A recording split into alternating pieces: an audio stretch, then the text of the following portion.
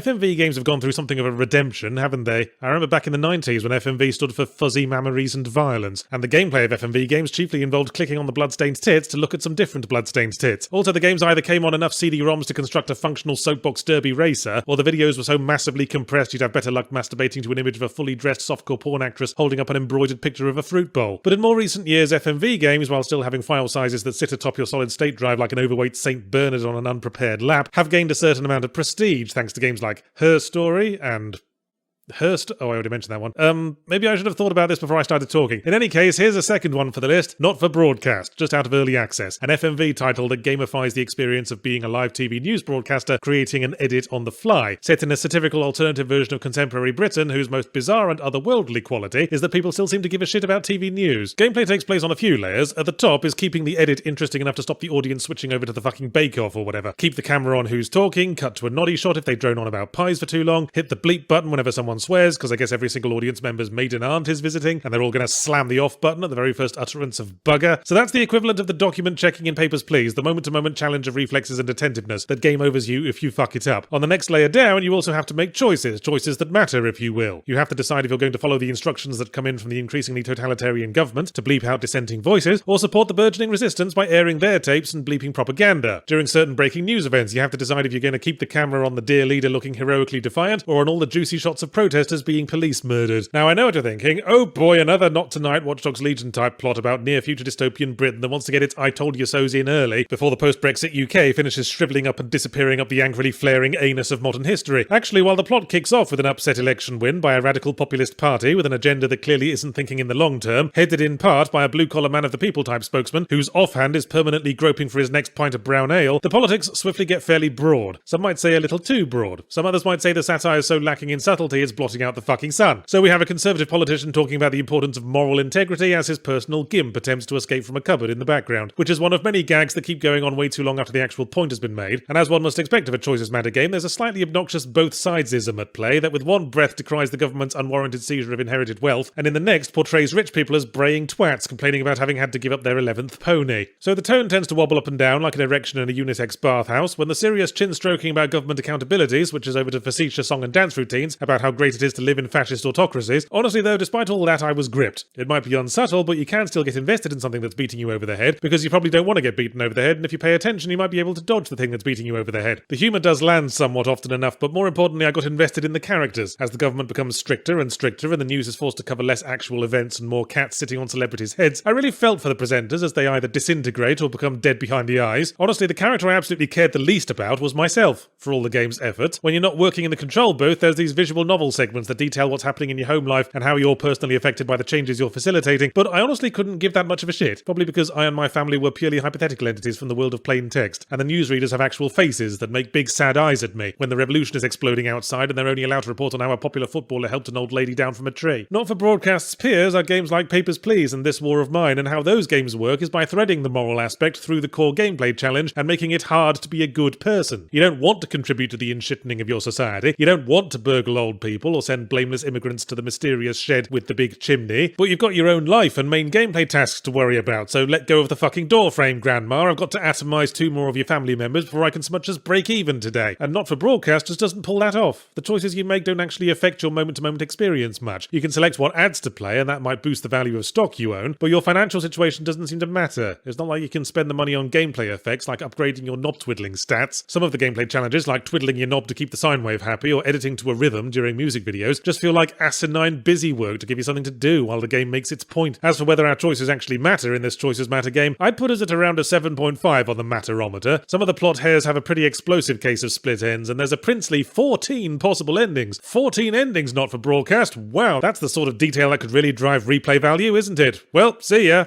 What? You're interesting, but you're not 14 rewatches interesting, especially not when the interesting bits are buried under several hours of mid-grade YouTube sketch comedy. And as for the gameplay, I don't feel terribly invested in beating my knob-twiddling speed record, but hey, I might feel inclined to Google the other endings at some point, and that counts for something. Googling the endings of things is an underrated practice, certainly saves a lot of time. If Hitler had thought to Google the end of the Second World War, it probably wouldn't have been as much of a pisser.